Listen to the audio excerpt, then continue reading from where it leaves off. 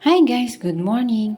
So ito nga pala, kung kayo ay nakaka-relate sa ganito, malaking tulong po ito para sa aming mga nanay dahil lalo na sa may mga maraming inaasikaso sa bahay.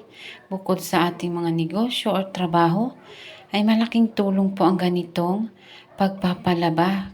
Pero alam nyo bang mayroon din itong epekto or magiging epekto lalo na sa ating mga anak? Kailangang mai-orient natin sila na hindi porke may ganito ay pwede na tayo magpalaba ng magpalaba dahil magtutulak ito sa ating mga anak na magiging tamad sila.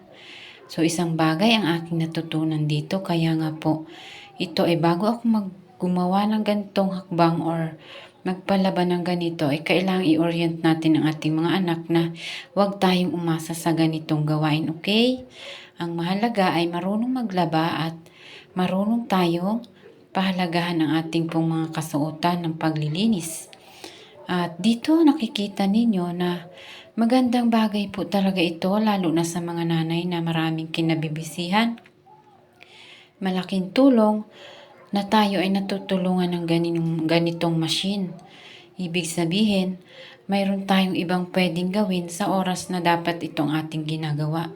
Kaya nga dito, ito yung aking mga pinalabahan. At alam nyo ba dito ay kung ikaw ay nakasalang ng isang beses dito or 8 kilos ay ang babayaran mo lamang ay nasa 180 pesos.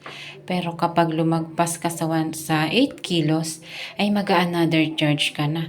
So dapat sa bahay pa lang ay kiluhin na natin na tayo ay maglaan ng 8 kilos. So dito ang pinapalaba ko lang talaga ay mga decolor. Kasi ang white ay mahirap dito ipalaba at hindi po siya magiging maayos ang paglaba. Kailangan talagang i-manual sa bahay ang mga white. So ayan, sana po ay nakatulong at nagkaroon kayo ng idea sa video ito. Thank you for watching!